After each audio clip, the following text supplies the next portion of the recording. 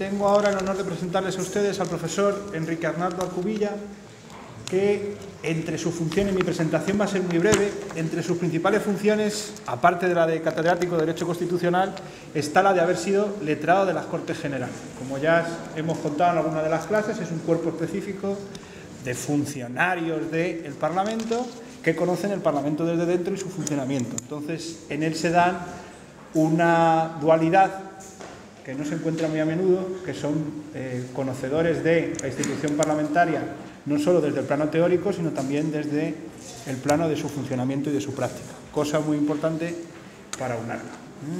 Y sin más, sin ánimo de robarle más tiempo, catedrático de Derecho Constitucional de la Universidad Rey Juan Carlos, le cedo en este momento la palabra, agradeciéndole aquí su presencia, pues en el nombre de los organizadores, de la Facultad de Derecho y de sus estudiantes. Muchas gracias. Es de ser bien nacidos, ser agradecidos, y quiero dar las gracias tanto a la Asamblea de Extremadura, a su letrado mayor, don Javier Ciriero, y a los demás letrados de la Asamblea, a mi amiga Caridad Domínguez, y también a la Facultad de Derecho de la Universidad de Extremadura, y a su decano Jaime Rosell, que ahora no puede estar, y a la vicedecana Elena Manzano por haberme invitado.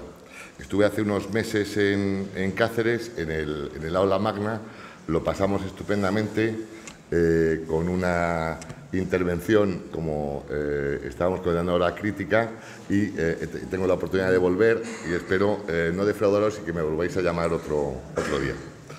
¿Qué es lo que voy a intentar hacer? Lo que voy a intentar hacer es explicar brevemente qué ha sido del Parlamento español en estos 34 años de vida constitucional desde el punto de vista legislativo y desde el punto de vista del control. Es evidente que la Constitución española acierta al configurar al Congreso de los Diputados como el centro del sistema de gobierno, un sistema de gobierno que se define precisamente como un sistema parlamentario en cuanto fundado en la soberanía popular, en la separación y colaboración de los poderes y en la responsabilidad política del Ejecutivo. Es verdad que es un Parlamento bicameral y esto es consecuencia de la opción autonómica y en claro respeto a la tradición histórica, y es claro que es en el Congreso de los Diputados donde se residencia la última palabra política y legislativa, de manera que, no, como sabéis, no se exige que el Congreso esté de acuerdo con el Senado para ejercer sus funciones, sino que, en último término, siempre se impone la palabra del Congreso. Creo que podemos estar de acuerdo en que el Congreso ha sido el centro de la vida política española en estos 34 años de vida de la Constitución, que nació precisamente, y esto no puede olvidarse, del propio impulso. Es decir, la Constitución fue obra del propio Parlamento, no fue tanto el proyecto como la propia, evidentemente, deliberación y votación, fue obra del Parlamento. La iniciativa no fue externa, como en otras etapas de nuestra historia. Pero quería hacer una pequeña paréntesis sobre el elemento temporal, 34 años. Si recordáis, fue uno de los constituyentes norteamericanos, Thomas Jefferson, el que dijo respecto de la Constitución norteamericana que la siguiente generación a la suya no podía sentirse vinculada necesariamente por la Constitución que él había fraguado. De manera que él unía la suerte de la Constitución norteamericana a la suerte de su generación. Sabéis que en aquella época, sin duda por una invocación cristiana de la edad de Cristo, se fijaba la vida de una generación en 34 años. Justos 34 años los que va a cumplir la Constitución española en el próximo mes de diciembre. Y justo, precisamente en plena coincidencia con el debate abierto en España sobre la reforma. La necesaria reforma constitucional, según las más sensatas voces, pero que se aplaza constantemente en la agenda política, según se dice, por la falta de consenso político. Consenso que sí existió en un momento determinado, en el 78, pero que parece no existir en el momento presente. Pero yo entiendo, y también me aparto un poquito y sigo con el paréntesis, de que si en el año 77 fue necesario, ante una situación similar a la presente, crisis económica en aquel momento como consecuencia de la crisis del petróleo y de un conjunto de demandas sociales, crisis económica, Crisis política como consecuencia de la transición de régimen, crisis institucional. Si en el año 77 fue imprescindible fraguar unos pactos de la Moncloa que dieron finalmente término a una reforma económica o una reforma política, etcétera, creo que el momento presente también haría necesario que se olvidaran los egoísmos o intereses partidistas del momento y fuéramos capaces de sentar en una mesa a los grandes actores y volver a plantear, no digo una reforma radical, pero sí una actualización importante de la Constitución, y no solamente, como ahora ha dicho algún partido, en relación con el título de la corona, sino también en relación con la organización territorial del Estado, etcétera. Pero bueno, retomemos esto es una reflexión bien favorable a la reforma política sobre los mismos hechos que ocurrieron en el 77-78. Pero digo, retomemos nuestro hilo. El Congreso de los Diputados ha sido el centro de la vida política española en estos 34 años. Ha investido a 6 presidentes del Gobierno, aunque fueron 11 los debates de investidura, algunos han repetido como presidentes, ha debatido 2 mociones de censura, ambas fracasadas en su objetivo. Para los más jóvenes, la primera fue planteada por una persona que no era diputado, fue planteada por la Alianza Popular, siendo el candidato entonces Antonio Hernández Mancha, y también ha debatido 2 mociones de confianza, ambas con resultado favorable al Gobierno correspondiente. Ha autorizado el Congreso la celebración de 2 referéndums consultivos, el de la OTAN, en el que vosotros no habíais nacido, y el más reciente sobre la Constitución Europea.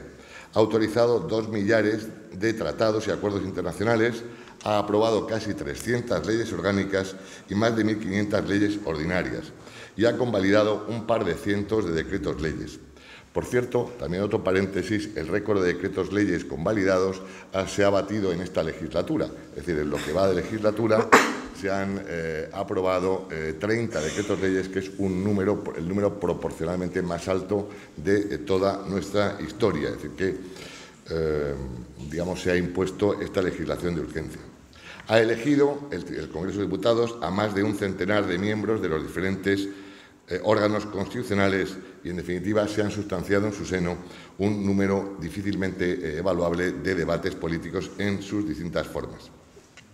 Cierto es que, aun siendo el Congreso de los Diputados el centro formal de la vida política española, no es menos cierto que en la actual expresión del sistema de gobierno parlamentario es el Gobierno el que goza de un peso específico innegable.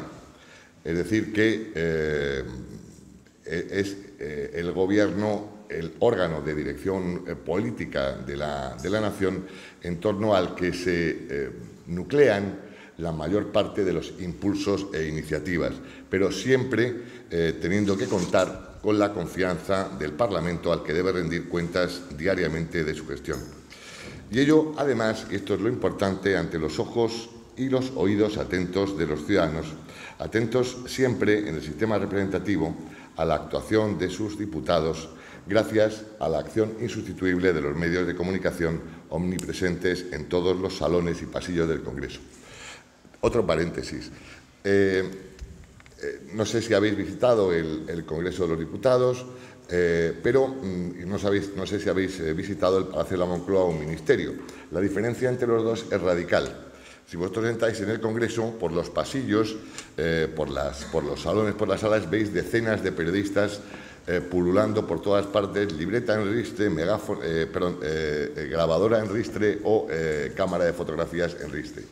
Jamás veréis por ningún ministerio periodistas pululando por los pasillos. La vida del Parlamento es una vida transparente, debe ser transparente y por eso, digamos, los periodistas tienen acceso a cualquier lado.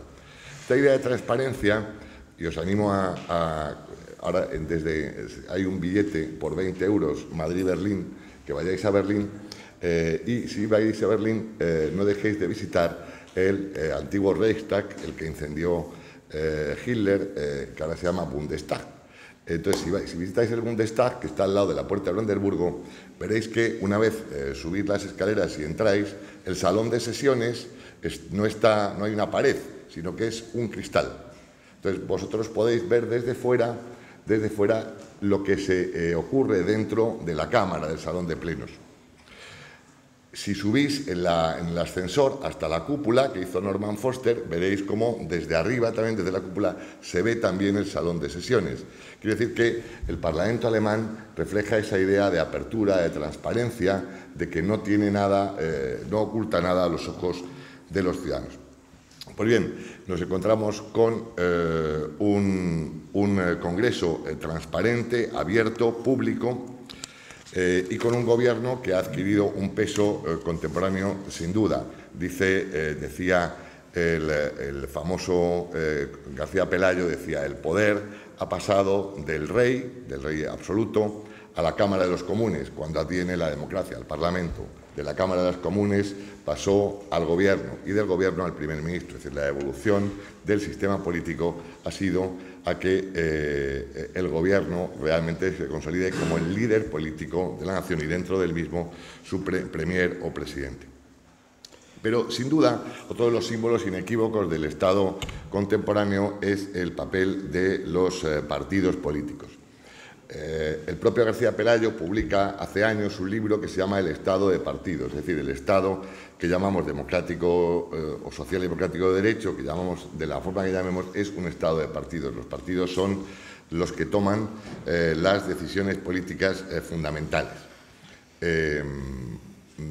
Y esto, al menos hasta ahora, es decir, aunque la crisis económica está produciendo el efecto de la apertura de nuevos mecanismos de participación jamás conocidos. Es decir, hemos visto cómo en Italia han fracasado los partidos tradicionales, hemos visto cómo en Grecia han fracasado los partidos tradicionales y en la medida en que en la crítica a Europa o en la Europa que pasa, la situación que pasa, van a aparecer nuevos elementos de dificultad de subsistencia, podremos comprobar cómo también en su país aparecerán formas políticas al margen de los partidos políticos tradicionales que veremos qué pasa. Ningún analista que yo sepa ha sido capaz todavía de prever eso que va a pasar. En cualquier caso, al menos en el estado actual de cosas, son los partidos, digamos, los que toman las decisiones políticas fundamentales, pero en todo caso también estas decisiones que toman han de formalizarse políticamente ante el Parlamento tras la pública confrontación de las posiciones y de los matices y también, evidentemente, tras la aplicación del recto principio mayoritario. Cierto es también que no cabe sostener seriamente que, como antaño, podamos hablar de la soberanía parlamentaria. No es dable ya este concepto de que el Parlamento sea en sí mismo el órgano soberano, desde el punto de vista de que su obra está sujeta al control del Tribunal Constitucional, que vela por el que esté sometido a la Constitución tanto la actividad legislativa como la actividad no legislativa del Parlamento. Pero tampoco, en fin, puede negarse que la justicia constitucional ha aplicado en ocasiones el conocido principio de la deferencia, no diferencia, sino deferencia hacia el legislador, y en no pocas ocasiones ha salvado por vía interpretativa la constitucionalidad de disposiciones legislativas y en otras incluso ha recomendado, entre comillas, al legislador de modo directo a que reforme las leyes. Pues la última de estas recomendaciones es una sentencia poco conocida en la que, digamos, sabéis que existen unos internamientos, es decir, sabéis la detención, 72 horas máximo la Constitución, sabéis que existen unos internamientos involuntarios en centros de asistencia, en hospitales. Pues bien, estos internamientos, incluso aunque sean de una persona de edad, simplemente por razones de edad, se llaman internamientos involuntarios, es decir, no cuentan con la voluntad porque esa persona no tiene voluntad. Pero el Tribunal Constitucional ha dicho que esos internamientos involuntarios en centros asistenciales o en hospitales deben también legalizarse por el juez en 72 horas, es decir, equipara el tiempo máximo de detención con el tiempo hasta que puede legalizarse al detenido, digamos, equipara al tiempo en que el juez puede legalizar al internado. Y por tanto, el Tribunal Constitucional, en esa sentencia, que la ha repetido, dice,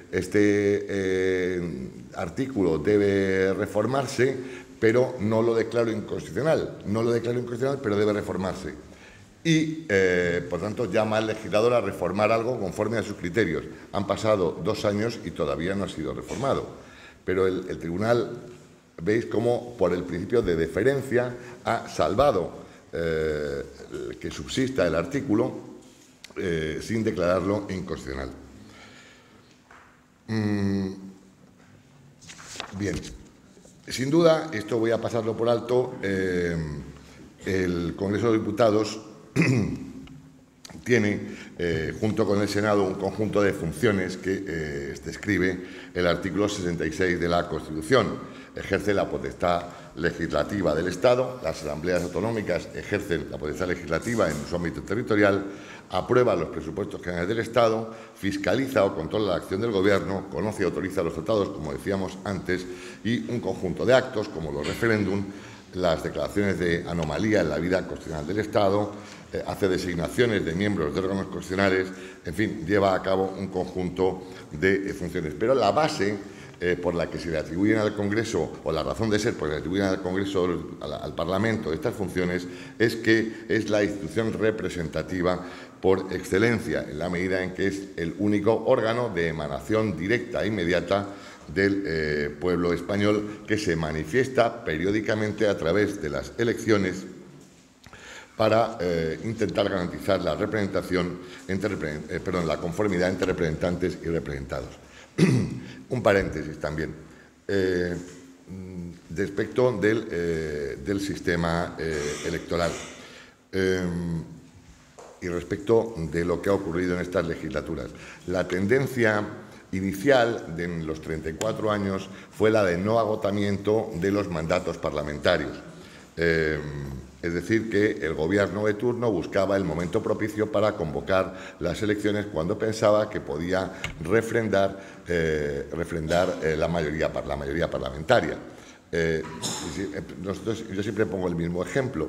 En la Semana Santa del año 89, cuando se estaba tramitando el proyecto de ley de huelga en el Congreso de los Diputados y cuando, gobernando Felipe González, y que se había visto obligado a mandar aquel proyecto de ley de huelga al Congreso, decidió, en un clima social complicado, y dado que además él no quería que ese proyecto de ley de huelga saliera adelante, decidió disolver las cámaras y convocar las elecciones. A partir del año 89, además de los primeros años, no se agotaron los mandatos parlamentarios. Con las legislaturas de Aznar y la primera de Zapatero, se volvió otra vez al criterio de agotar los mandatos parlamentarios.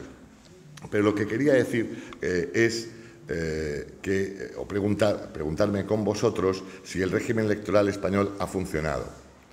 Es decir, si ha servido para que, la composición del Congreso de los Diputados reflejara la real voluntad de los ciudadanos. El modelo de elección, el sistema DONT, o sistema del mayor cociente, ha permitido la formación de mayorías sólidas, estables. Es decir, con independencia de que en algunos casos ha habido, como en el presente, mayorías absolutas, en otros momentos ha habido unas mayorías amplias que han permitido formar gobierno. Es decir, que el Congreso de los Diputados no ha sido un reflejo exacto si queréis, de la voluntad política.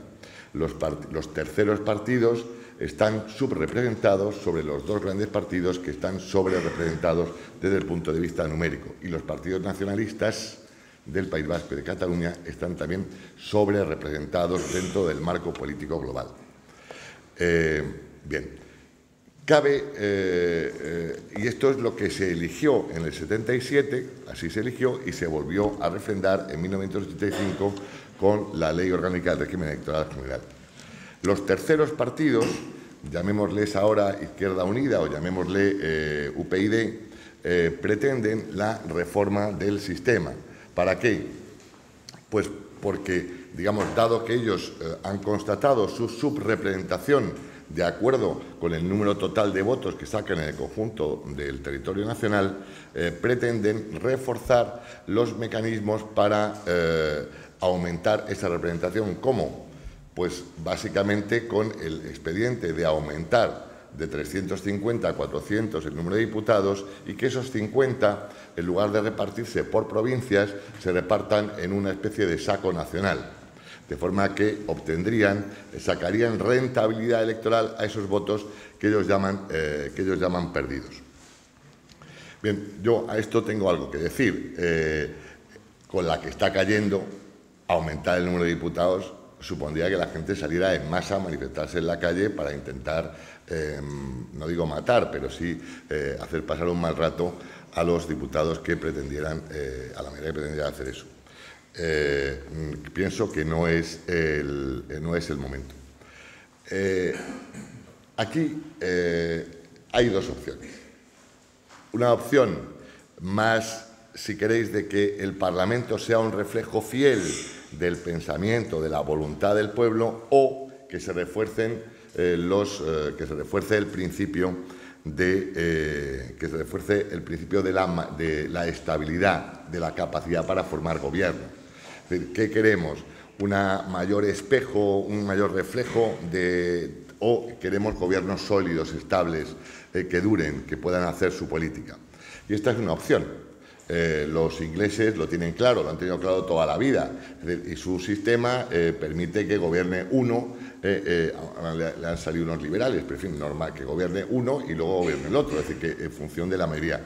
Han reforzado los mecanismos de estabilización política y frente a los de representatividad versus estabilidad. Esta es una opción. Yo me manifiesto a favor de la estabilidad, del reforzamiento de los mecanismos de estabilidad. Incluso me atrevo, por si alguien luego quiere preguntar, yo sería partidario de subir la barrera electoral y de establecer incluso una barrera electoral nacional para poder participar en el reparto de votos, es decir, que hubiera menos partidos, que fuera un Parlamento que permitiera formar un gobierno aún más sólido y estable frente a los criterios de una mayor representatividad. Pero repito, esto es discutible. En todo caso, como me toca provocar, pues yo provoco y digo lo que pienso. Bien, en todo caso, nadie puede discutir que el Parlamento es el órgano representativo por excelencia. Ese Parlamento, órgano representativo por excelencia, ha cumplido razonablemente bien sus funciones en estos 34 años. Razonablemente bien. La podía haber cumplido mejor, desde luego, pero razonablemente bien. Y en todo caso, respecto de la función legislativa, que es la primera de las funciones. Sabéis que el Parlamento se definió inicialmente desde los teóricos de la separación de poderes como el poder legislativo. Parecía que era lo único, el poder legislativo. Bueno, hoy la función legislativa del Parlamento es una función más. La inmensa mayoría de la obra legislativa del Parlamento durante estos 34 años, medida, como antes os he dicho, en el número de leyes orgánicas, ya se me ha olvidado cuántas, y de leyes ordinarias, puede dar la apariencia de que el Parlamento ha legislado sin la pausa y reflexión suficiente. Y en no pocas ocasiones es verdad que se ha impuesto un ritmo excesivamente acelerado y vertiginoso.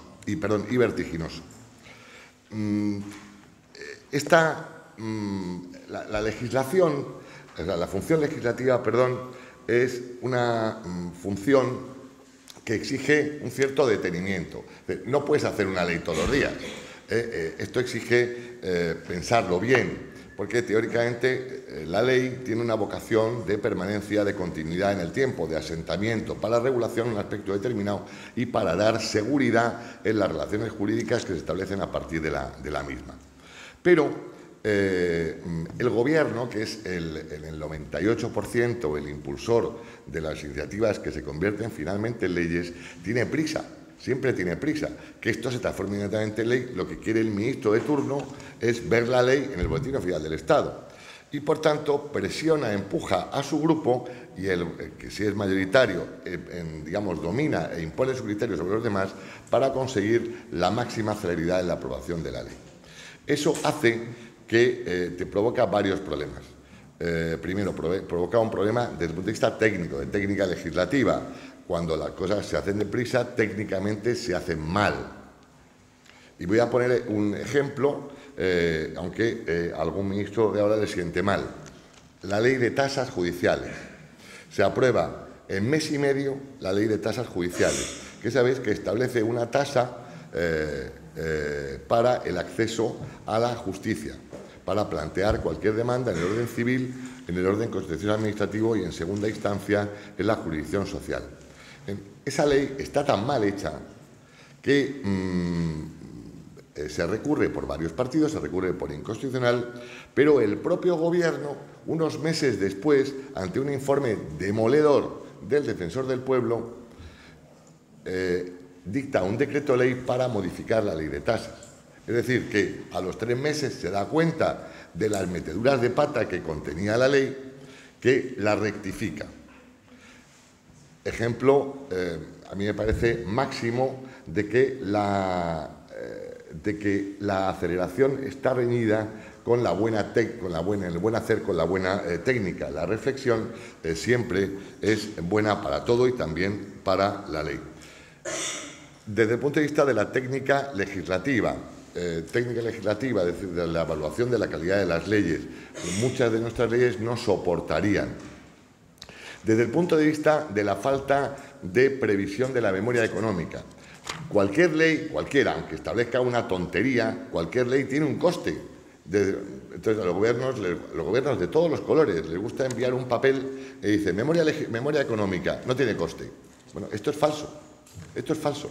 Toda ley tiene un coste. Ahora, el Gobierno tiene en sus manos un anteproyecto de ley, todavía anteproyecto, de reforma de la Ley de Enjuiciamiento Criminal. Estableciendo que la instrucción de los delitos la asumiría el Ministerio Fiscal y no el juez de instrucción.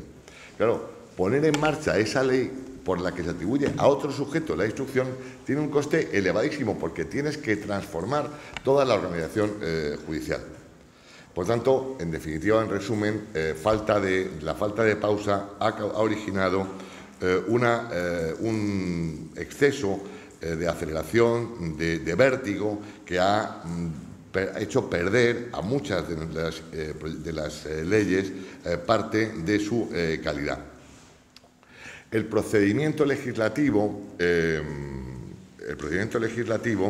un procedimiento.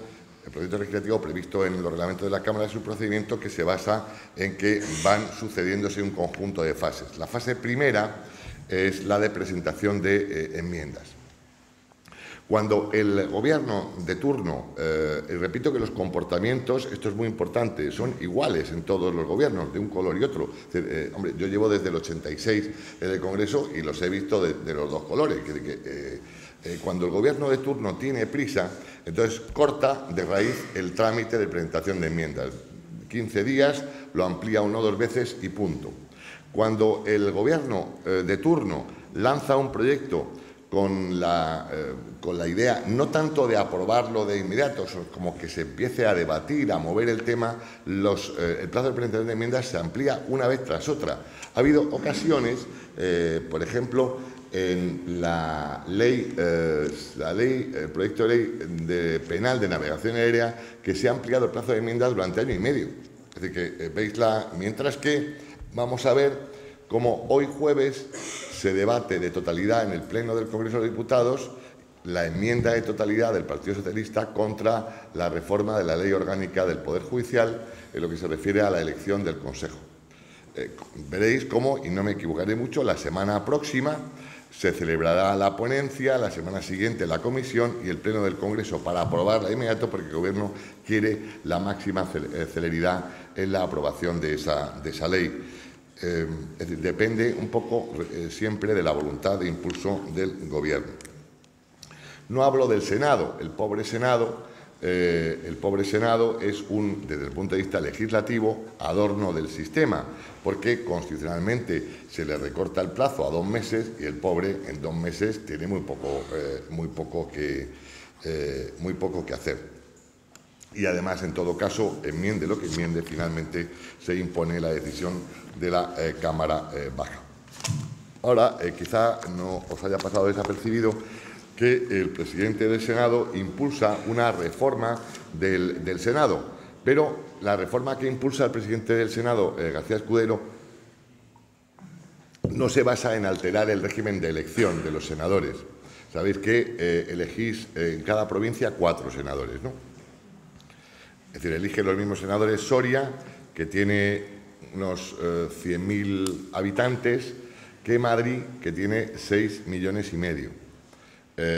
Bien, entonces, claro, pero los sorianos no les puedes tocar ese tema, claro, pues, al final, bueno, en todo sistema bicameral en Estados Unidos pasa lo mismo, eligen 2 senadores, el estado de Nueva York o el de California y el de Wisconsin, que no llega a la décima, es igual. Pero claro, los sorianos, entonces, por tanto, el presidente del Senado ha decidido no tocar el tema de la elección, porque eso es tocar un tema complicado. Y ha propuesto una fórmula para que en el Senado se celebren primero determinados debates en lugar de hacerse en el Congreso, es decir, aquellos que tengan relación con el ámbito autonómico. Lo que es cierto es que las iniciativas legislativas, las iniciativas que pone en marcha el presidente legislativo, son en el 98% de iniciativa, repito, del Gobierno, después del sometimiento a un debate interno dentro del Gobierno, la consideración de los informes de los órganos constitucionales y, además, en su caso, del Consejo de Estado. Es prácticamente desdeñable el número de iniciativas transformadas finalmente en leyes que se derivan del Parlamento. Y voy a hablar un momento de la iniciativa popular como forma de impulso del procedimiento legislativo. También las iniciativas de las comunidades autónomas son muy pocas, no, son insignificantes. Repito, voy a hablar de las iniciativas legislativas populares. Se ha puesto de moda ahora como consecuencia de las iniciativas de 2 que se han tomado en consideración por el Congreso. Una en materia de desahucios, que conoceréis todos más porque los medios de comunicación la han difundido, y otra que a mí me interesa más en materia de toros, para declararlos bien de interés cultural, cosa que yo creo que debería haber sido desde toda la vida y no desde ahora. Tengo que confesar que soy muy aficionado a los toros. Bien, la iniciativa en materia, las 2 iniciativas fueron debatidas por el Pleno de la Cámara y fueron las 2 tomadas en consideración el mismo día. Bien, claro, hasta ahora el resto de las que se habían presentado históricamente,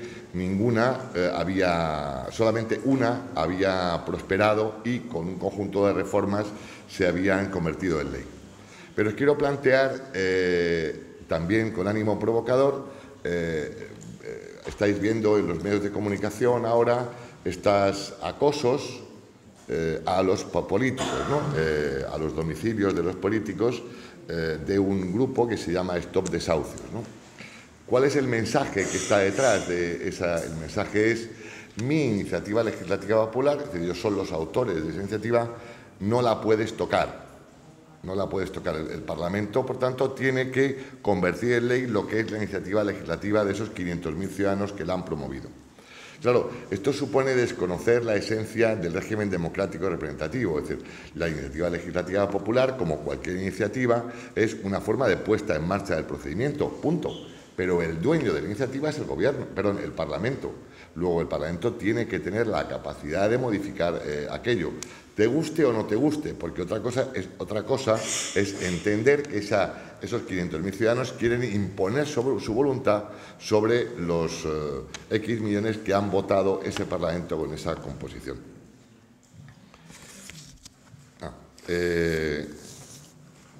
Bueno, pues entonces yo no voy a hablar más de la función legislativa.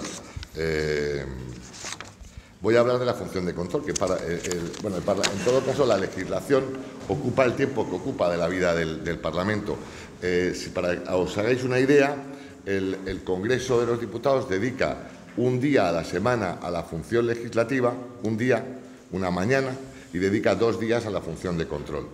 Es decir, podemos sin duda llegar a la conclusión de que el Parlamento ha dejado de ser o ha pasado de ser fundamentalmente legislador a fundamentalmente controlador, porque el tiempo lo ocupa la función de control. Ya lo decía Stuart Mill, la función propia de una asamblea representativa es vigilar y controlar al Gobierno. El control de la acción del Gobierno es omnipresente en el día a día del Congreso, y ello porque, por 2 razones. Una, porque se exige una permanente explicación de los actos de los gobernantes.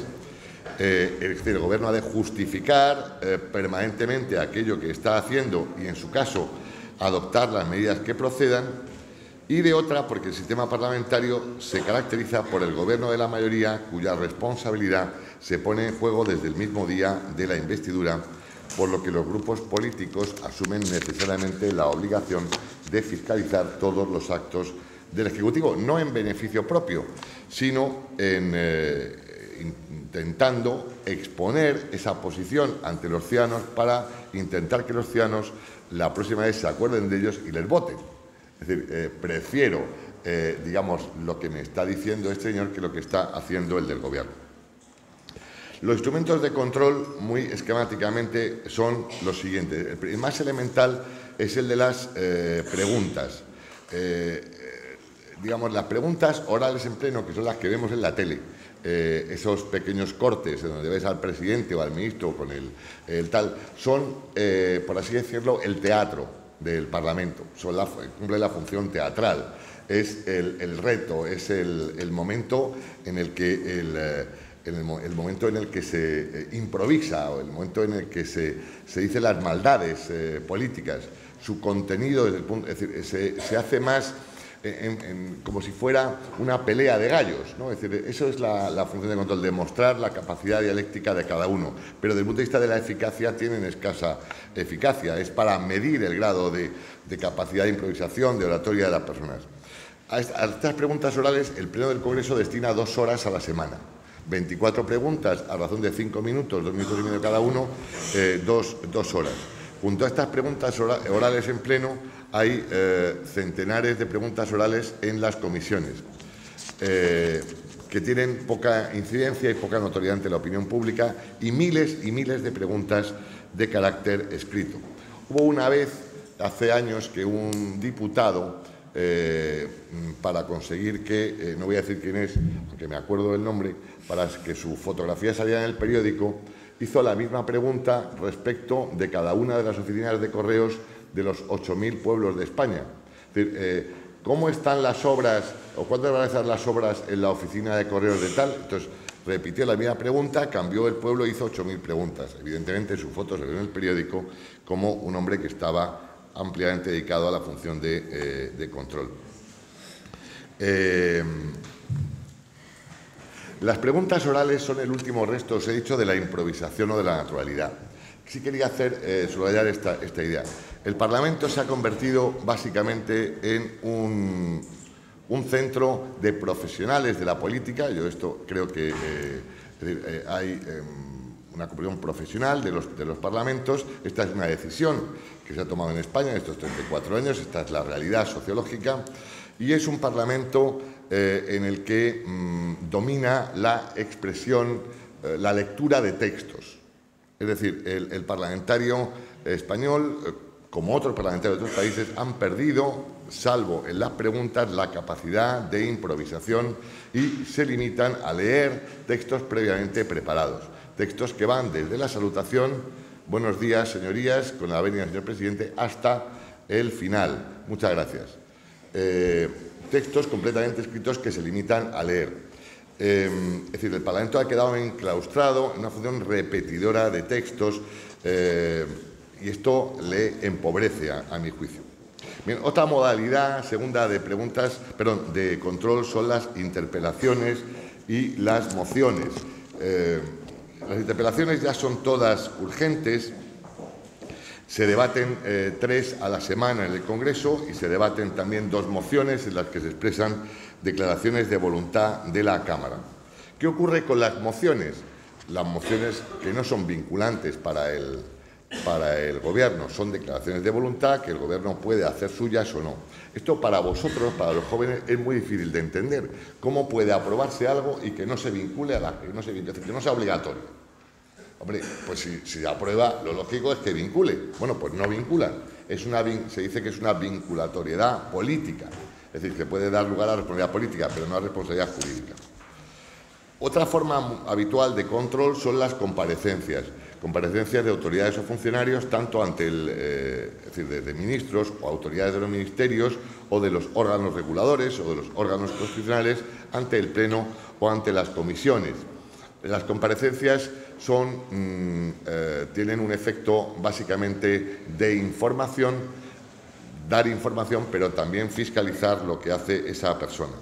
Solicitudes de información.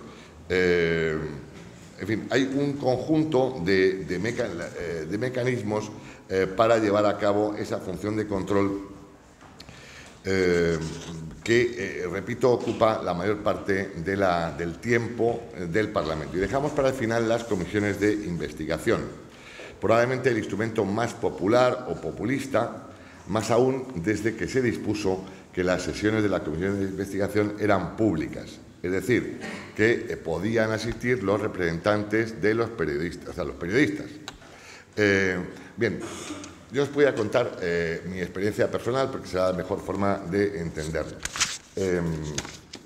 Al principio, en el año 89, las comisiones de investigación eran a puerta cerrada. Es decir, se reunían nada más que los miembros de la comisión de investigación con el letrado de turno.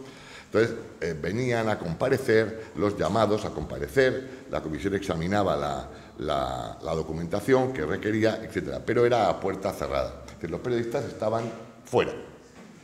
Bien, claro, eso tenía la ventaja de la relativa privacidad y calma en el examen de los documentos o de las comparecencias. Las preguntas, las reflexiones no se hacían de puertas para afuera, no se hacía discurso para ver qué recibían los periodistas, sino se hacía realmente para avanzar en la investigación. Cuando una comisión de investigación se convierte en pública, lo que prima es el elemento del show, el elemento teatral, el elemento de lo que van a traducir los medios respecto de la vida real, de lo que se está debatiendo realmente.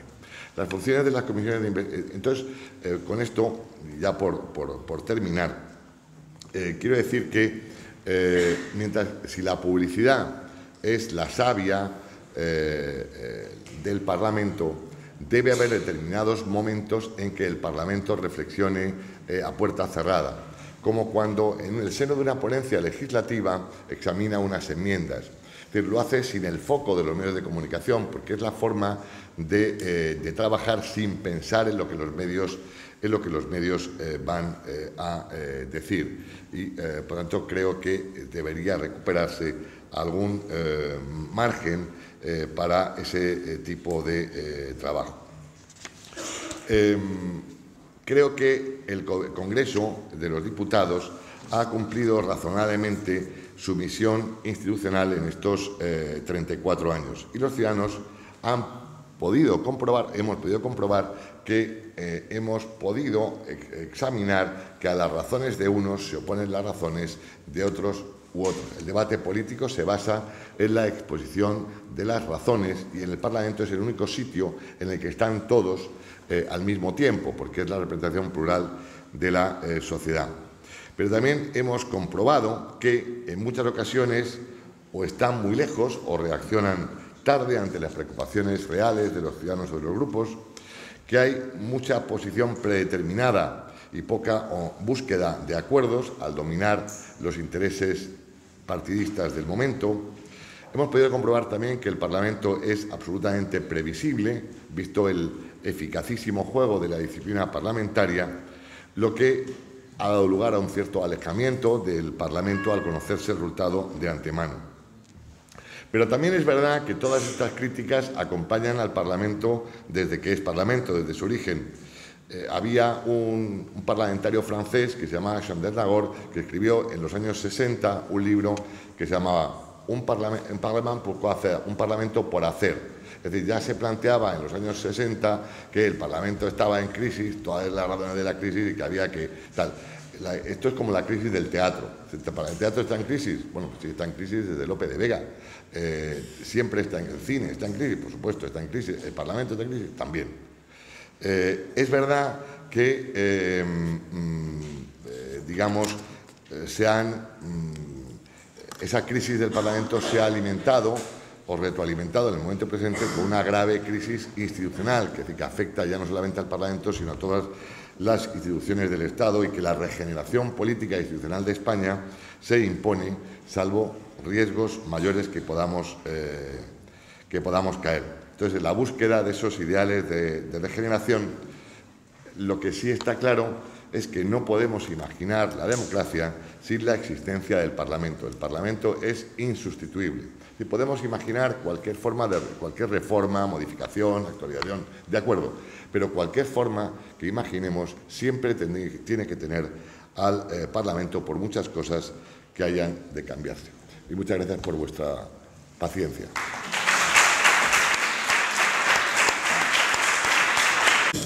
Ha sido una conferencia provocadora del profesor Arnaldo Alcubilla, y ahora yo creo que él lo que espera por caballerosidad extremeña es que le contestemos, ¿no?, a esos desafíos que nos ha presentado. Así que si hay alguna duda, alguna reflexión. La regulación de los grupos de interés, de los lobbies, si en el Congreso, o sea, es un hecho que los grupos de interés existen. Solamente se habla de un registro de los grupos de interés, pero el registro no se hace. Entonces, ¿en qué momento de procedimiento, o sea, cómo se regula, cómo se da luz a todos los grupos de interés? Porque por ejemplo, hace nada han entrado de relevancia de lobby muchísimo peso en muchas regulaciones del Parlamento, los hielos, determinados grupos que no lo sabes si no hablas con un letrado del Congreso o no hablas con un catedrático de Derecho Constitucional, que está más enterado, pero que la gente en general no se entera que existen grupos de poder muy fuertes que están presionando en enmiendas a Congreso. Y si, por ejemplo, se regulase la ley electoral, se subiese el tanto por ciento para poder tener una representación parlamentaria, sería muy importante que existieran solamente grupos mayoritarios, que esas minorías tuvieran una cámara por algún sitio, no sé, podrían ser grupos de interés, o como, y si lo debieron regular el Congreso de alguna manera, en algún momento del procedimiento legislativo. Para los que estén menos iniciados, efectivamente, cuando se debate un proyecto de ley, el proyecto de ley interesa a varios actores, ¿no? Entonces, hay una fase en todo proyecto gubernamental en donde hay una fase de consulta formal a los grupos, a las asociaciones interesadas. Por ejemplo, si se hace una reforma en materia judicial, pues se manda a consulta del Consejo General del Poder Judicial, de las asociaciones judiciales, etcétera. Si es una cosa en materia X, se oye a los interesados. En la fase gubernamental. En la fase parlamentaria no está prevista ninguna participación formal de los grupos, asociaciones, entidades, empresariales, sindicales, de la naturaleza que sea. Entonces, lo cierto es que esa relación con los parlamentarios existe, pero se difumina, se oculta. Es decir, por así decirlo, no se formaliza, mientras que la otra es formal, esta es informal. Esto resulta absurdo, es decir, no habría nada que ocultar. Es decir, lo lógico es, como existe en el Parlamento Europeo, que existe un conjunto efectivamente de sujetos que están inscritos allí y que se reúnen formalmente, con luz y taquígrafos, con los grupos parlamentarios correspondientes para exponer sus razones. O sea, en España los lobbies existen. No es ningún demérito, es decir, llamarse lobby. Un lobby es la asociación de joyeros, de tal. Eso, no, un lobby, pues claro, tampoco es la Confederación Empresarial del Metal. Bien, pues es un lobby. Están inscritos y entonces se trata de darles forma a esa reunión. ¿Cómo se hace ahora en la práctica? Repito, se reúnen en los despachos sin que se sepa mucho y muchos de estos lobbies llevan papeles escritos con propuestas concretas de enmienda, de modificación, y se las dan. Y algunos... porque claro, todos los parlamentarios les piden papeles. Dicen, bueno, dime qué quieres, pero escríbemelo, no me lo digas solo, escríbemelo. Entonces, los grupos parlamentarios los estudian y los presentan o no presentan esa propuesta de modificación. Ahora está el Centro de Estudios Constitucionales, que dirige Benigno Pendas, está preparando un proyecto en esta materia de regulación de los lobbies, y sé también por ciencia privada que en el seno del Partido Popular, no ya del Gobierno, se está preparando también un texto en materia de lobbies. Claro, esto es una de las medidas que se ha expresado por el Gobierno en relación con las medidas contra la corrupción política. Yo creo que no tiene nada que ver. Es decir, digamos, mezclar esto con la Ley de Financiación de Partidos Políticos me parece una cosa que no tiene nada que ver. Pero lo cierto es que no tenemos que tener ninguna duda de que la actuación de los lobbies es razonable en la medida en que sirven como canal de expresión de la sociedad o de grupos, igual se llamen stop desahucios o se llamen como se llamen, ¿no? En Estados Unidos es que los que se inscriben son las empresas especializadas a los que los grupos de interés contratan para que gestionen lo suyo. Entonces en Estados Unidos hay una propuesta que es muy interesante y que está creando bastante revuelo, es esa. Es decir, no inscriba usted los lobbies. Los lobbies son un negocio y por lo tanto que se inscriban a los registros mercantiles donde sea. Aquí inscríbanse los grupos de interés que van a utilizar esos lobbies y quitarse con los grupos van a utilizar. Pues no lo sabía, pero me parece más correcto, efectivamente. Y también ahí en el Parlamento Europeo se debatió durante un tiempo la huella legislativa, es decir, que los diputados que participan en cada una de las fases, ponencia o debate en comisión, indicaran con quién se han reunido, cuándo se han reunido, cuántos ratos se han reunido con ellos, ¿no? Para que eso acompañara el proyecto. Como otra de las... Más cuestiones. Son varias cuestiones las que he anotado. Voy a empezar un poquito por orden cronológico. Decía que la representación parlamentaria, los partidos de tercer orden reclamarían que fueran 400 diputados y que de esos 50 fueran repartidos en esa bolsa y que actualmente la ciudadanía se echaría encima. Bien, pues quizás a lo mejor lo que se puede hacer es que de esos 350 diputados, 50 entrarán en esa bolsa y no hay que tocar los diputados, el número de diputados. Por otro lado, dice, el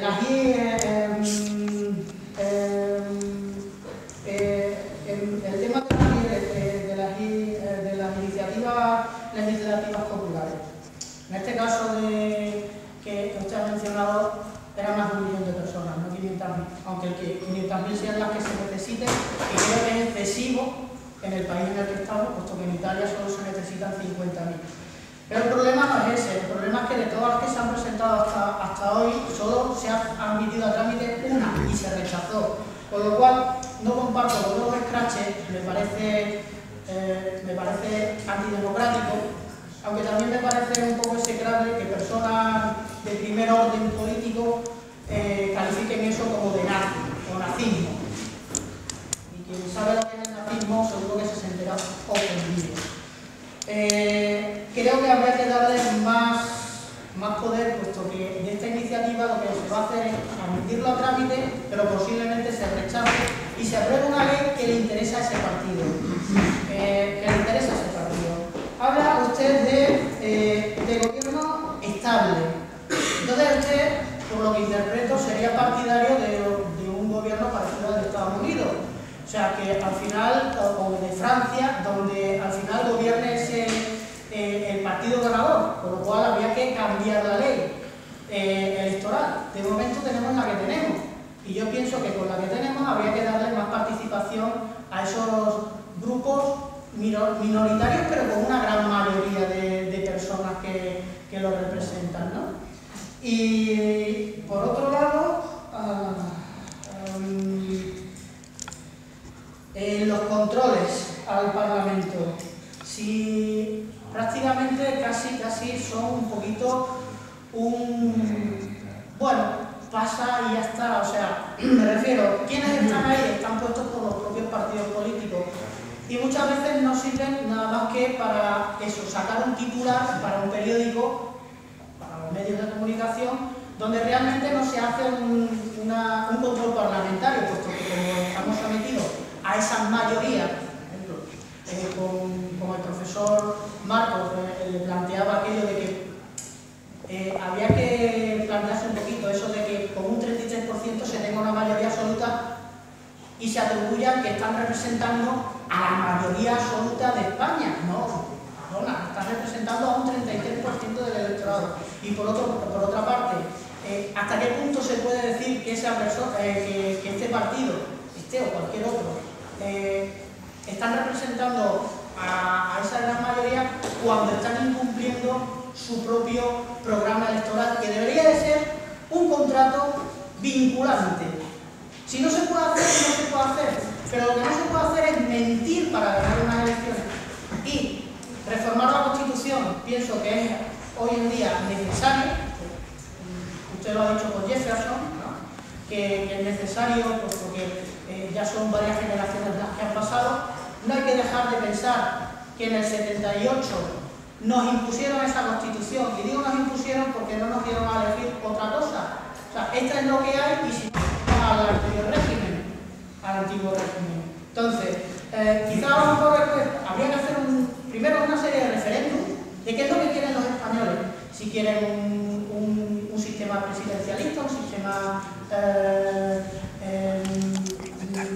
de monarquía, si quieren, o sea, cuestiones fundamentales, si quieren un federalismo, quieren este estado de autonomía, si habría que reformarlo, si estamos duplicando demasiado en las instituciones, y después de hacer ese referéndum poner a una serie de representantes de todos los sectores de la sociedad para hacer una nueva Constitución.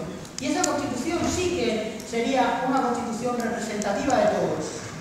No estoy de acuerdo con usted. Lo que pasa es que cada uno, afortunadamente, mataría porque usted pudiera defender sus ideas aquí o en cualquier lugar del mundo. Pero no estoy de acuerdo con lo que dice. A mí el escrache, por ejemplo, me parece nazismo, porque con el nazismo es lo que se hacía con los judíos de obligarles a marcarles la puerta de su casa, y eso es lo que están haciendo, marcarles la puerta de su casa para que todos los vecinos sepan. Es un acoso intolerable para cualquier persona, pero la técnica es un acoso que tiene una técnica nazi, me parece. Entonces, evidentemente yo creo que no se puede sacralizar la iniciativa popular. Creo que podría bajarse el número de personas necesario. De hecho, en el ámbito autonómico es mucho menor. Hay algunas comunidades como la de Cataluña o la de Canarias que han aprobado varias. Bien, pero el Parlamento tiene que tener el control, tiene que tener el dominio. Pues si no, lo que van a hacer en realidad es, como hay un proyecto del Gobierno, van a refundir la iniciativa con ese proyecto y aprobarán parte. Pero yo no tengo por qué asumir como Parlamento los intereses o la posición de una persona. No estoy obligado a eso y tengo que tener libertad para hacerlo, porque entonces dejo de ser Parlamento, es que no dejo de serlo. Yo estoy a favor de reforzar los elementos mayoritarios del sistema en vez de los proporcionales. Comprendo que esto es discutible. A mí me gusta más el modelo francés, inglés, norteamericano que el proporcionalismo puro, porque creo en los gobiernos estables, países estables, pero esto es evidentemente también opinable, y son tan democráticos unos como otros. En el tema del incumplimiento del programa electoral sí estoy de acuerdo con usted en un punto. Vamos a ver pero le voy a contar un caso. Cuando Felipe González planteó en su programa electoral en el año 82 salir de la OTAN, ¿no?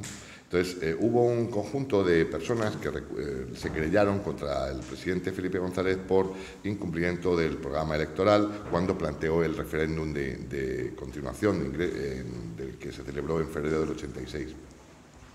Bien, evidentemente el Tribunal Supremo hace una consideración de inadmisión de la querella, pero dice, bueno, vamos a ver, los compromisos políticos pues tienen el efecto que tienen, no son compromisos jurídicos, y es el pueblo español el que deberá valorar después. Entonces, por tanto, aunque ahora efectivamente el gobierno actual está incumpliendo, o sea, no está cumpliendo exactamente el programa electoral con el cumplimiento de las elecciones, serán los españoles dentro de 3 años los que lo evalúen, ¿no? Entonces yo creo que es suficiente castigo será eso sin necesidad de otra cosa. Y si me permite, Juan Carlos, con todo cariño, decirle que nosotros no nos impusieron la Constitución, sino que nosotros la refrendamos. Era la única, pero claro, nunca hay más que una opción, no hay una probabilidad de opciones, no van a hacer dos constituciones a ver cuál le gusta más. Esto no es nosotros la aceptamos y el 80 y tantos % del pueblo español, el 99% la aprobó, y por lo tanto yo creo que no es razonable hablar de imponer. Cuando me refiero a imponernos, es que la ciudadanía votó que sí, entonces bueno, pero la voluntad de la ciudadanía, pero como le he dicho, previamente quizás no sería el momento y en ese momento estaba bien, pero ahora mismo nos estamos preguntando si hay que reformarla. Entonces, a la hora de reformarla, sí que habría que hacerse antes ciertas preguntas. ¿Qué es lo que quieren los ciudadanos? Vamos a preguntarlo, como se suele hacer muchas veces cuando hay elecciones en otros países democráticos, donde no solamente votas el partido o a la persona, sino que también, por ejemplo en Estados Unidos, te ponen una sábana con una serie de preguntas de si quieren, como ha pasado hace poco, el tema de los matrimonios entre personas del mismo sexo, y la gente votaba eso. O sea, señalaba el sí o el no. Pues algo parecido, hacer algo así similar en el momento que quieran planteárselo los partidos, porque la partitocracia que tenemos ahora y el bipartidismo que estamos sufriendo, a ninguno de los dos está claro que les interesa tocar la Constitución, puesto que la malean a su imagen y semejanza. Entonces, para ellos les va bien que siga esta Constitución así, porque les va bien, sinceramente. No la quieren cambiar, cuando somos mucha gente los que creemos que había que mejorarla. Voy a introducir yo una breve cosa. Sí, como ya nos llega la hora y combatimos contra una barrilada que hay fuera, aparte de otras asignaturas de Bolonia y el buen tiempo, ¿sí? Y a mí me habían encargado que iniciara una mesa redonda, pues yo la doy por iniciada. Quiero decir, en este momento abrimos un debate casi ya en redondo entre amigos, que somos los que quedamos, ¿sí? Para debatir sobre estas cuestiones que yo trataré de reconducir al tema oficial, ¿sí? Que es el Parlamento como instrumento de control al gobierno, ¿no? Porque a lo mejor en alguna vez nos desviamos. Para que la cosa sea ágil, y ya que contamos aquí con los dos ponentes, yo lo que sí que pido al público es que en vez de hacer pequeñas ponencias, lo que nos hagan sean preguntas más o menos rápidas para que esto sea ágil y pueda competir efectivamente con la diversión de la barrilada, ¿no? Porque si no, no hay, ¿no?, lugar a más. Así que les doy la palabra a ustedes.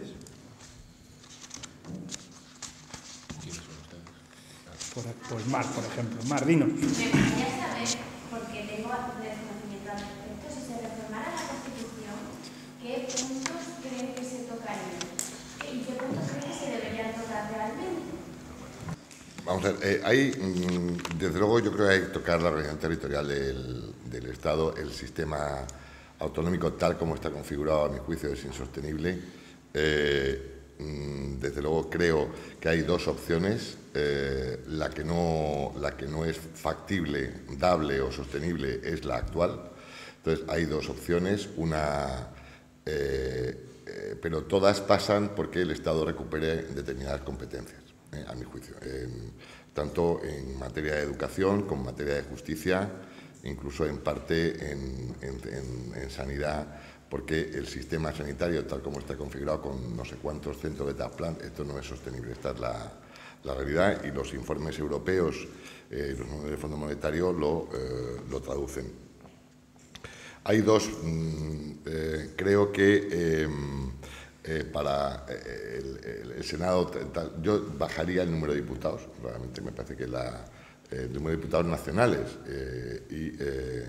y establecería unos límites en cuanto a la composición del gobierno y de la administración. Es decir, creo que es necesario buscar un modelo de sostenibilidad económica y política del sistema.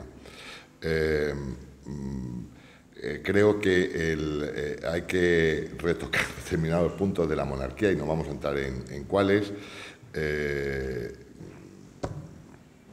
Y esto es lo que en un minuto me ocurre.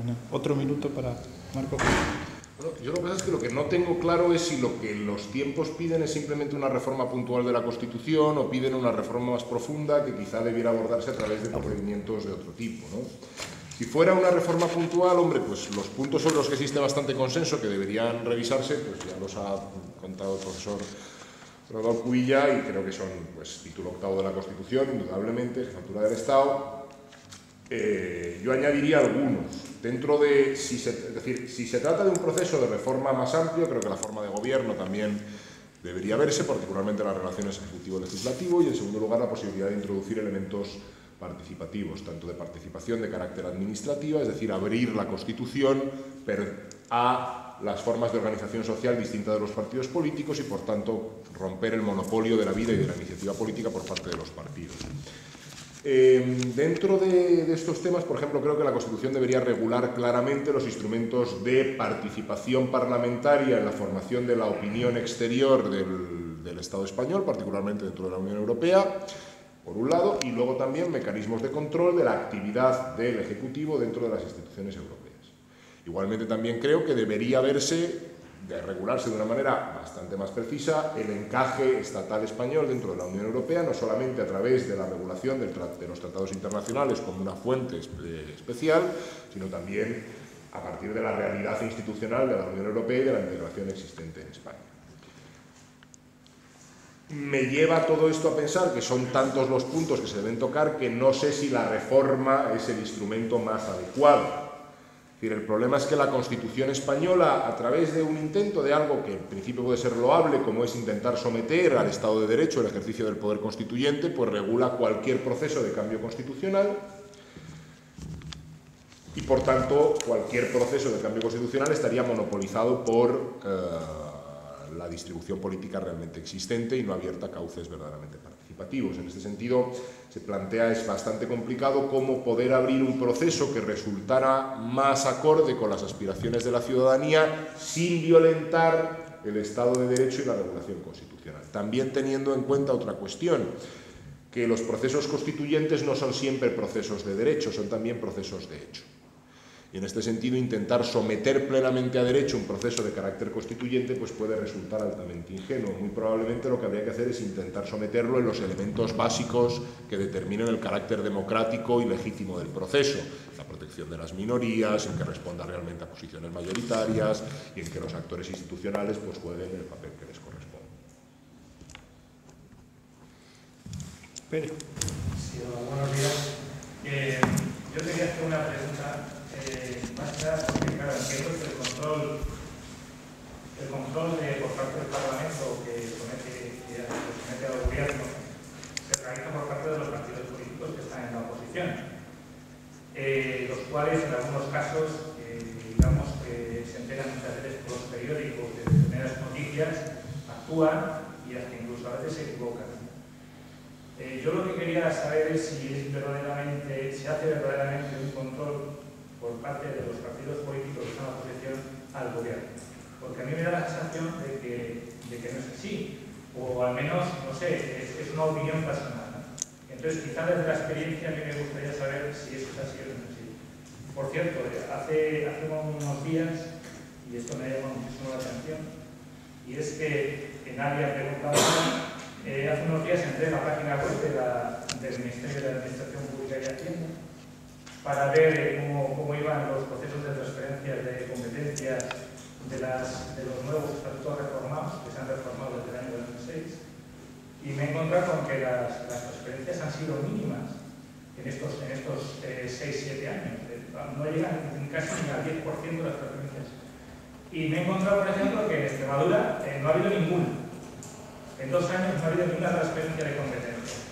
Y sin embargo, estas cosas que son prácticamente públicas, porque están ahí en la base de datos de los ministerios y de los organismos públicos, pues digamos que los partidos políticos que están utilizando no las utilizan, no hay un verdadero control. Entonces, esa es mi pregunta. ¿Existe un verdadero control por parte de los partidos políticos de la oposición de la labor del gobierno? Vamos a ver, ¿cuáles son las fuentes de alimentación? Voy a hacer la pregunta al revés. ¿Cuáles son las fuentes de alimentación de los políticos? Es decir, ¿de qué viven informativamente los políticos? La realidad es que viven básicamente de dos fuentes. Una, lo que les cuentan, y otra, lo que leen en el periódico o en la tele. Es decir, no viven del estudio. Usted ha estudiado la página web y se ha dado cuenta de eso, sino de lo que les cuentan y de lo que leen los medios. Entonces, sobre esta base elaboran básicamente el control. ¿Quiénes les cuentan? Pues les cuentan los grupos de interés, las corporaciones profesionales o interesados y tal, que les dicen qué es lo que están haciendo mal o por dónde pueden meter el dedo en la nariz. Y lo que les cuentan algunos electores, algunos ciudadanos. Y lo que leen los periódicos. Es decir, básicamente aquello que no está en el periódico no está en el Parlamento, ciertamente. ¿Por qué? Pues porque se concentra la mayor parte de muchas de las preguntas parlamentarias se elaboran sobre la base de la lectura del periódico. Yo esto lo he visto físicamente. Es decir, entonces, hay muchas cosas que escapan al control porque escapan al conocimiento. Si usted es amigo de un diputado X y le pregunta esto, pues dice, pues voy a hacer una pregunta. Pero muchas veces, para hacer una pregunta, por ejemplo, sobre el tema que usted ha dicho, se tiene que estudiar la materia. Es que hay que estudiarla, es decir, y conocerla a fondo. Entonces, claro, a quien hace la pregunta es alguien que se la ha preparado y sabe una barbaridad, porque tiene una retahíla de funcionarios detrás que le están preparando la respuesta. Es el parlamentarismo, hay un cierto desequilibrio, porque el gobierno está sobredotado frente al diputado, pues que no tiene más medios que cuatro cocinas, ¿no? El desequilibrio. Entonces, habría que tener, digamos, más estudio, más medios para igualarse con el gobierno en ese debate. Pero también depende un poco del significado que usted le dé al término control. Es decir, si usted por lo que pretende es un control, que exista una fiscalización estricta de la actividad del gobierno, esto el Parlamento es imposible que lo realice. Es imposible porque, como ha dicho Enrique, el músculo administrativo, o sea, el Parlamento no puede competir con el músculo administrativo del gobierno. Aún así, yo creo que nuestros parlamentarios son particularmente vagos.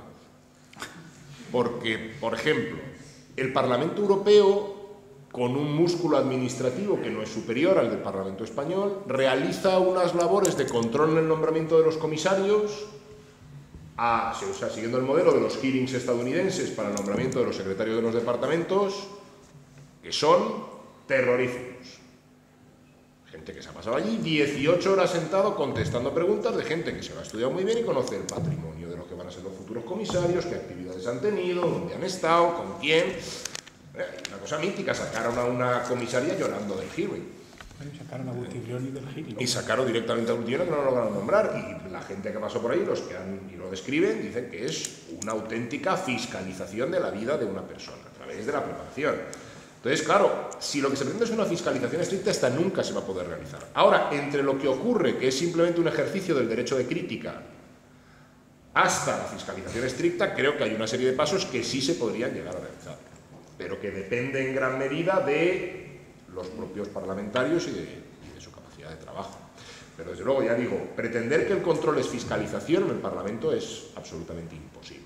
Es, en el fondo, una crítica política. Y lo que se puede es buscar más fundamentos de carácter real o más posicionamiento ideológico y, por tanto, valoraciones libres.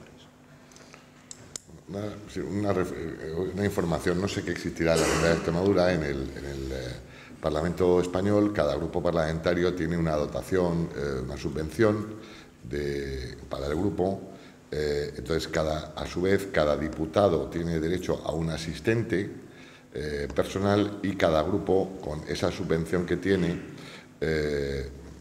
además de esa subvención que tiene, tiene un pool de asesores para llevar a cabo la función. Entonces, los grandes grupos refuerzan o si quieren, pueden reforzar ese grupo de asesores.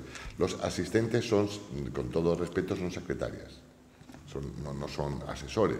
Podrían haber destinado ese puesto a un asesor que les ayudara a tal, no, son secretarias y no cumplen más que la función de secretaría, de auxilio administrativo, no cumplen otra. Entonces, se podían destinar los medios que hoy día se destinan a eso, a tener más asesores y preparar más y estudiar más. Pienso. Es lo que hacen en el Parlamento Europeo, efectivamente. Las dos posiciones contrapuestas que hemos visto los ponentes a propósito de el Tribunal Constitucional o la Justicia Constitucional como órgano garante de la función de control del Parlamento. Por un lado, nos han expuesto una visión que el Parlamento queda más o menos ninguneado porque el Tribunal Constitucional efectivamente suele favorecer al Ejecutivo y desde allí el Tribunal Constitucional construye una suerte de Estado donde el Ejecutivo prima. Bueno, pues nos lo explicas ahora. Y el profesor Alcubilla efectivamente nos decía que el Tribunal Constitucional tiende a favorecer, ¿no?, esa función del Parlamento y demás. Ha quedado un poco oscuro, yo creo. Y entonces, pues os traslado la pregunta a los dos. Empiezo por Marcos, que a lo mejor yo no lo he comprendido bien. Yo no realizaba una crítica al Tribunal Constitucional global, yo hacía una crítica a una determinada jurisprudencia del Tribunal Constitucional que entiende la forma de gobierno en un sentido normativo, es decir, que entiende que la constitucionalización de la monarquía parlamentaria y la forma de gobierno reconocida a algunas comunidades autónomas en el 152 tienen un valor normativo a partir del cual se interpreta el reparto competencial. Es decir, saca conclusiones normativas de la declaración de la forma de gobierno. Yo creo que el método jurídico adecuado es el contrario, pero es reconstruir la forma de gobierno a través de la distribución competencial entre los órganos. Y que de esta jurisprudencia se han derivado un tipo de consecuencias negativas, particular, una sentencia que yo creo que es la 223/2006, en la que lo que hace es para declarar la inconstitucionalidad de los 2 artículos del Reglamento de la Asamblea de Extremadura que establecen la competencia parlamentaria para la calificación de las enmiendas presentadas a proyectos de ley, es decir, a las proposiciones que realiza el Gobierno, la competencia para declarar si las enmiendas significaban aumento de los gastos o disminución de los ingresos correspondía a la propia Cámara. Dicho de otro modo, se daba un poco la competencia a la Cámara para que pudiera variar algunas cuestiones presupuestarias y, por tanto, influir en la política del Gobierno vía presupuestaria, que es como se influye realmente en la política. El Tribunal Constitucional declaró la inconstitucionalidad de estos 2 artículos, no basándose en ninguna atribución competencial específica del Gobierno de Extremadura que se encontrara ni en el Estatuto ni en la Constitución, sino que lo fundamentó exclusivamente en el carácter racionalizado del parlamentarismo español, del que se desprendía una consecuencia normativa, que es que el Gobierno tiene el monopolio de la gestión de su presupuesto y la única competencia posible que tiene el Parlamento es de control de esta ejecución.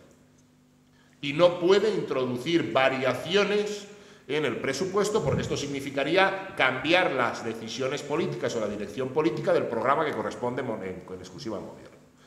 Parece que pensar que este monopolio de la dirección política y este monopolio de la gestión presupuestaria solamente de la forma de gobierno, que es una mera cláusula muy general, creo que es jurídicamente muy discutible.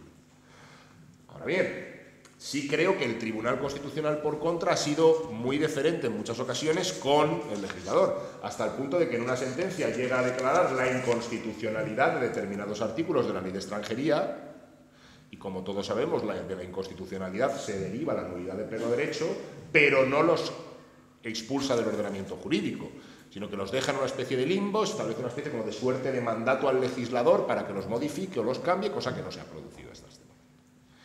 Consecuentemente, creo que el Tribunal Constitucional español en ocasiones ha sido excesivamente deferente con el legislador en su función de defensa de la Constitución. En otros a lo mejor menos, pero una cosa no está en contradicción con la otra. Ya. Bueno, yo voy a poner otro ejemplo también divertido, que es como el Tribunal Constitucional ha tardado 30 años en decir que no se puede aprovechar que el Pisuerga pasa por Valladolid. Me explico. Es decir, que la técnica más frecuente utilizada era que, dado que tengo un proyecto en curso, entonces avanza en su tramitación, entonces meto o en último término en el Congreso o después en el Senado una enmienda que ocupa 5 páginas, que reforma 3 artículos de distintas leyes y transmuto el contenido de la iniciativa en otra. Entonces, impido que determinadas fases del debate parlamentario puedan ser cumplidas. Es decir, oculto a la oposición o a las oposiciones dentro de la Cámara y aprovecho, digamos, esa circunstancia. Bueno, el Tribunal se lo ha cargado esto recientemente en una sentencia, pero ha tardado 25 años, era una cosa obvia. Es decir, nuestro parlamentarismo, yo no conocía esta sentencia de este modo realmente, pero me parece un esperpento de sentencia, no es un disparate, es decir, que sustraerle competencia a las cámaras es algo que no va en la Constitución, ¿no? Pero yo reformaría también el Tribunal Constitucional. Antes me lo preguntaba ella, también el Tribunal Constitucional. Yo le eliminaría del Tribunal Constitucional el recurso de amparo. El recurso de amparo ha sido un fracaso en estos últimos años, no en la primera fase. Es un adorno del sistema. El 99,9% de los recursos de amparo son inadmitidos a trámite porque ya no basta justificar la violación del derecho, es decir, sino que hay que justificar su trascendencia constitucional. Al principio, el Tribunal entendía que cualquier violación de un derecho fundamental tenía trascendencia constitucional y, por tanto, entraba. Hoy día no basta con decir que el derecho se ha violado. El Tribunal Constitucional parte de que se puede violar el derecho, pero si no tiene trascendencia, entonces está conformado como un derecho del ciudadano el acudir a esa instancia, pero, repito, la práctica está cerrada. En mi experiencia profesional, como letrado ante el Tribunal Nacional, de una montaña he conseguido que se admitan muy pocos, pero es de lugar común. Entonces creo que como la mayor parte de los derechos se violan en sede judicial, debería haber una instancia judicial capaz de dar respuestas a la violación del derecho. Habría que regular nuevamente el incidente de nulidad de actuaciones, que es otro esperpento del sistema, y que el Tribunal Constitucional se limitara a ejercer la función de control de constitucionalidad y el control de competencias, de distribución de competencias. Y además esto no es necesario reformar la Constitución, por orden dice los recursos de amparo en los casos que la ley establezca. Yo entiendo que todas las violaciones del artículo 24 de la Constitución pueden perfectamente sustanciarse en sede judicial, sin necesidad de acudir al Tribunal Constitucional. Las demás violaciones de otros derechos son muy pocas, es decir, puede haber 50 al año como mucho, es decir, las en materia electoral o de la libertad de sindicación, etcétera, muy poquitas, y por tanto creo que esto sería otro elemento bueno para el sistema. Y también suprimiría el Consejo del Poder Judicial, el defensor del pueblo y alguna cosa más. Yo por incidir un poco más. También el amparo parlamentario. Pero el amparo parlamentario es que son 5 al año, es que no tiene problema, ¿no? Yo te digo, sacar todo el 24 del Tribunal Constitucional. Todo el 24, que es de los 10.000 recursos de amparo al año, 9.700 son del 24. Entonces, los letrados del Tribunal Constitucional tienen la indicación de inadmitirlos. Entonces, toda la labor es para ver el fleco por inadmisiones. Yo he visto inadmisiones auténticamente y admisiones raras también. Hay una cosa curiosa, vamos, yo no quiero llevar el tema al Tribunal Constitucional, que no es la cuestión, pero hay una cosa curiosa, que es que con la reforma de 2007, estaba pensada para que no se admitiera prácticamente ninguno. Sí, eso es. Pero se vienen admitiendo los mismos que antes de 2007, más o menos. O sea, el número no ha variado sustancialmente. Ha bajado un poco. Ha bajado un poco. O sea, una cosa pero la mayor parte son, dicho con todo respeto, la mayor parte son hechos por abogados, muchos son del turno de oficio, que no saben hacer recursos de amparo, y de los 10.000, pues 5.000 son de montón, digamos, para la papelera. Es decir, solamente hay una parte, se los ventilan. Ahora la inadmisión en un mes la tienes inadmitida, en un mes. Porque hay muchos letrados y tienen la decisión de inadmisión, entonces... Pero creo una cosa que el Tribunal Constitucional ya había dicho. Yo me acuerdo de la reforma de 2007 decían, cuidado, que nosotros ya hemos... O sea, la reforma que nos vais a hacer ya la hemos hecho nosotros por nuestra propia cuenta, que ya los inadmitimos por estas cuestiones. A mí me llama a mí la atención la reforma, efectivamente, para la reparación por daños patrimoniales en caso de inadmisiones de amparo injustificado. Es una vía que se puede volver contra el Tribunal Constitucional contra la reforma de 2007. He visto una mano. Ahí. Usted hace un momento dijo que eficacia y rapidez son dos palabras contradictorias, pero dentro de existe lo que se llama el decreto ley o el decreto legislativo. A la elaboración de esas leyes, que luego se convertirán en leyes o no, ¿le resta eficacia al control? ¿Sí o no? ¿Y por qué? Porque si le resta unos que controlan crisis o situaciones sociales, ¿cómo le afectaría? No sé si te he entendido muy bien. Si los decretos leyes o los decretos legislativos le restan eficacia al control. Bueno, vamos a ver. El decreto ley está pensado como legislación de urgencia para casos extraordinarios. El otro día, hace unas semanas, un ministro declaró en el diario de Expansión lo siguiente: tengo pensado dictar un decreto ley en el mes de junio. Sí. Esto es alarmante. Claro, ¿cómo va? Y este ministro es amigo mío, pero claro, no le he llamado, pero le voy a llamar. Esto no puedes declararlo, porque claro, si yo lo recurro, gano el recurso seguro. Oiga, usted no puede estar pensando 2 meses antes que va a dictar un decreto ley. A mí me parece que el decreto ley, por tanto, si es extraordinario, pero tiene de extraordinaria urgente necesidad, debe ser excepcional. Entonces, si en lo que va de legislatura hemos aprobado 25 decretos leyes o 28, no me acuerdo cuántos, hombre, todos son imprescindiblemente urgentes. El Parlamento tiene mecanismos de respuesta rápida para casos verdaderamente que son el procedimiento de urgencia, la declaración de urgencia, el procedimiento de lectura única, muchos son muy simples. O sea, el decreto ley de modificación de la ley de tasas podía haberse solucionado perfectamente con una suspensión de la aplicación de la ley, bueno, vamos a ponerla en suspenso y vamos a estudiar de nuevo. Creo que el decreto ley supone sustraer de la decisión parlamentaria la función legislativa, no la función de control. Pero claro, digamos, es un elemento de poca calidad democrática, a mi juicio, sinceramente. Es decir, el decreto legislativo tiene muy poca virtualidad en la práctica, porque se fundamenta en unas bases aprobadas por el Parlamento, en una delegación legislativa por el Gobierno. El decreto legislativo, honradamente, es muy poco importante, ¿no? Más bien, sí ha servido de hecho para aprobar textos refundidos, refundición de textos, que para otra cosa, ¿no? Yo estoy plenamente de acuerdo con todo lo que ha dicho, entonces no nada más genial. ¿Más dudas, más cuestiones? Bueno, pues yo hago una última reflexión, opinan y nos vamos, ¿sí? Si os parece bien. ¿Hay beneplácito de la organización? A mí me llama mucho la atención porque efectivamente yo creo que desde el principio se ha hablado y sobrevuela por aquí, ¿no?, entre nosotros, la crisis del Parlamento y la crisis del parlamentarismo, ¿no? Ahí hay debates históricos como el del Kelsen-Smith y anteriores incluso, ¿no? Por ejemplo, esta teoría del estado de partidos de la Alianza de García-Pelayo, pues ya Washington en su testamento político les dice antes de morirse: cuidado con los partidos, ¿eh?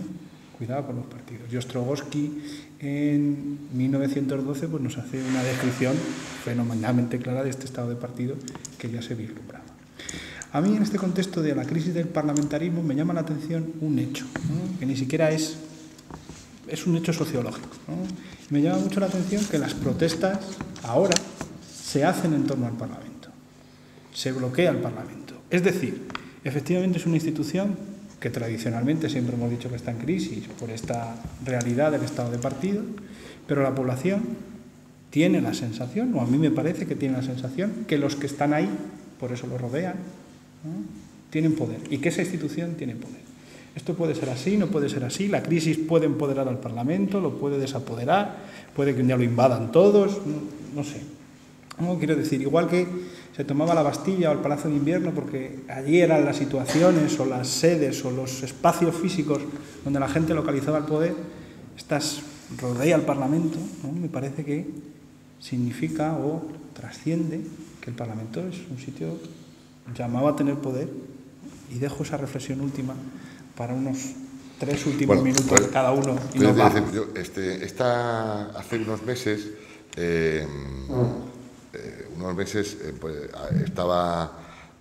era un sábado por la mañana, entonces había ido a la exposición del Museo Thyssen. Entonces hay un bar detrás del Palace que dan una ensaladilla rusa extraordinaria. Era a la hora de tal, entonces iba a tomar la ensaladilla y luego dan una magnífica carne con ajito y perejil y tal, estupenda. Entonces, encuentras allí, saliendo del Museo Thyssen, encuentras allí unas vallas, un sábado por la mañana y tal, y un policía que te pregunta que a dónde vas, ¿no?, en la carrera de pues yo voy a tomar la ensaladilla rusa y Bueno, esta democracia enjaulada porque ese día me dejaron pasar, ¿no? Pero vamos, me dejaron pasar a mí, pero a lo mejor a otro no. Digo, es decir, que esa democracia enjaulada me parece que es un mal símbolo de la democracia española. Es decir, hubo el otro día, digo por contar una gracia, porque claro, ya esto que vamos a reflexionar. El otro día me cuenta un diputado del Congreso, y dice, pues el otro día salía yo del Congreso y me encuentra una señora y me dice, ¿no será usted diputado? Y dice, no señora, ¿por qué lo dice? No, pues porque sabe, y no es que vengo a presentar unos papeles. Que ellos ya ocultan que son diputados. Pues claro, a ver quién me va a tocar a mí, ¿no? Entonces, esto, claro, la crisis de este momento no es comparable a ninguna otra de las que hayamos vivido. Pues los más jóvenes tenéis la mala suerte de que 7 años ya de vuestra vida, también de la mía, pero 7 años en vuestra vida se notan todavía mucho más, pues los habéis vivido en esta situación tan delirante, ¿no? Entonces, nunca hemos vivido una situación así y realmente todas las lecciones que vayamos a sacar para el futuro son extremadamente complicadas. En tiempo, decía el clásico, ¿no?, que en tiempo de mutación en tiempo de dudas no hacer mudanza, ¿no? Yo creo que sí es tiempo de mudanzas, sí es tiempo de cambios, pensaos, reflexionaos, pero en todo caso, como por coger la parte positiva, no podemos defender, o sea, no puede ser que nos dé vergüenza decir que somos parlamentarios o que no queremos ser parlamentarios o que nos tengamos que poner un disfraz, ¿no? La democracia o el país está sufriendo una enfermedad tal que no puede durar mucho tiempo en estas condiciones, ¿no? Porque tendríamos peligros de la subsistencia como país, ¿no? Bueno, yo creo que lo de rodear al Parlamento, lejos de dar importancia al Parlamento, refleja toda la que ha perdido. Es decir, en el sentido de que si lo que se rodeaba, porque claro, la toma del Palacio de Invierno, la toma de la Bastilla, hoy en día sería Moncloa, y por tanto una concentración para rodear Moncloa sí tendría una respuesta de seguridad inconmensurable. También puede pensarse que a lo mejor es que hasta el Palacio de la Moncloa no llega el metro, y en cambio hasta la carrera de San Jerónimo sí.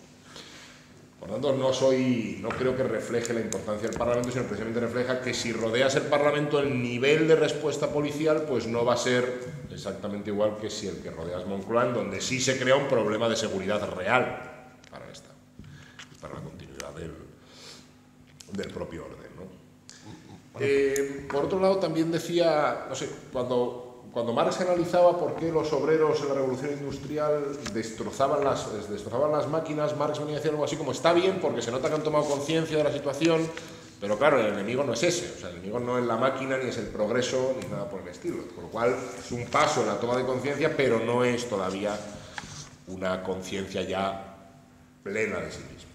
Entonces aquí creo que sí hay una toma de conciencia muy importante, que es el decir, bueno, los diputados son mandatarios del pueblo, cosa que constitucionalmente no se puede afirmar, pero que en los deseos populares parece ser que está, o en los deseos de una parte de la población que participa en este tipo de protestas, sí se está empezando a manifestar, ¿no?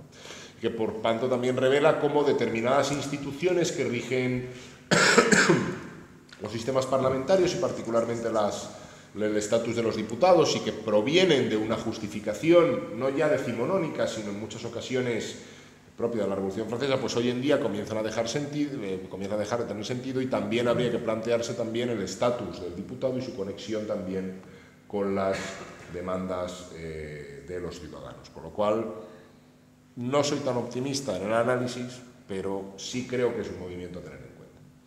Bueno, yo lo que digo es que si a mí cuando salgo del Congreso me preguntan si soy diputado, les digo que no, también. Por si acaso no está el horno para levantar suspicacia. Bueno, pues sin más, yo creo que felicitándonos todos por el éxito de la jornada del primer día, les emplazo a ustedes mañana a las 10 de la mañana, cuando empieza la segunda parte de estas jornadas que tienen 2 días, ¿no? Para aquellos que estén interesados. Mañana con una parte también técnica fundamentalmente a cargo de letrados de distintas asambleas y sobre todo también una parte muy interesante por el morbo que tiene, que es una parte de discusión entre políticos, ¿sí? Que eso les aseguro que el viernes por la tarde no hay cosa mejor que hacer antes de comer que ver a los políticos discutir en la universidad. Aprovechen sobre todo para ejercer el control social sobre los políticos que en este caso lo van a tener aquí posible. Que bien, no se ocultan, ¿no? Aquí salen sus nombres. Y... Gracias a todos.